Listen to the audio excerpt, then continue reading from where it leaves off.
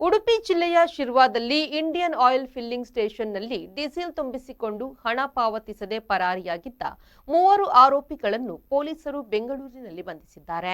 ಕೃತ್ಯಕ್ಕೆ ಬಳಸಲಾಗಿದ್ದ ಕಾರನ್ನು ಕೂಡ ವಶಪಡಿಸಿಕೊಳ್ಳಲಾಗಿದೆ. ಜೂನ್ 27ರಂದು ರಾತ್ರಿ ಶಿರ್ವಾ ಸಮೀಪದ ಕುರ್ಕಾಲು ಗ್ರಾಮದ ಫಿಲ್ಲಿಂಗ್ ಸ್ಟೇಷನ್ಗೆ ಕಾರಿನಲ್ಲಿ ಬಂದ ಮೂವರು ಸುಮಾರು 4,711 ರೂಪಾಯಿ ಮೌಲ್ಯದ ಡೀಸೆಲ್ ತುಂಬಿಸಿಕೊಂಡಿದ್ರು. ಬಳಿಕ ಕ್ಯೂಆರ್ ಕೋಡ್ ಸ್ಕ್ಯಾನ್ ಮಾಡಿದಂತೆ ತೋರಿಸಿ ಬಿಲ್ ನೀಡುವಂತೆ ಹೇಳಿ ಹಣ ಪಾವತಿಸದೆ ಕಾರಿನಲ್ಲಿ ಪರಾರಿಯಾಗಿದ್ರು. ಈ ಸಂಬಂಧ ಶಿರ್ವಾ ಪೊಲೀಸ್ ಠಾಣೆಯಲ್ಲಿ ಪ್ರಕರಣ ದಾಖಲಾಗಿದ್ದು, ಕಾರ್ಕಳ ಪೊಲೀಸ್ ಉಪಾಧೀಕ್ಷಕರ ಮಾರ್ಗದರ್ಶನದಲ್ಲಿ ವಿಶೇಷ ತಂಡ ತನಿಖೆ ನಡೆಸಿತ್ತು. ತನಿಖೆಯ ವೇಳೆ 3 ಆರೋಪಿಗಳನ್ನು ಬೆಂಗಳೂರಿನಲ್ಲಿ ಪತ್ತೆ ಹಚ್ಚಿ ಬಂಧಿಸಲಾಗಿದ್ದು, ಆರೋಪಿಗಳನ್ನು ಕೋಟೆಕಾರ್ನ ಮೊಹಮ್ಮದ್ ರಿಯಾಜ್, ಶಿರ್ವಾ ಬೂತಬೆಟ್ಟುವಿನ ಮೊಹಮ್ಮದ್ ಅಫ್ರಾಜ್, ಉಡುಪಿ ಅಂಬಾಗಲಿನ ಆಶಿಲ್ ಎಂದು ಗುರುತಿಸಲಾಗಿದ್ದು, ಆರೋಪಿಗಳು ಕೃತ್ಯಕ್ಕೆ ಬಳಸಿದ್ದ ಕಾರನ್ನು ವಶಪಡಿಸಿಕೊಳ್ಳಲಾಗಿದೆ.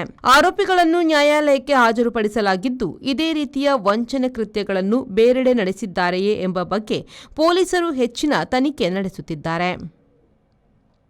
ಶ್ರೀಜಿತ್, ವಿ4 ನ್ಯೂಸ್, ಉಡುಪಿ.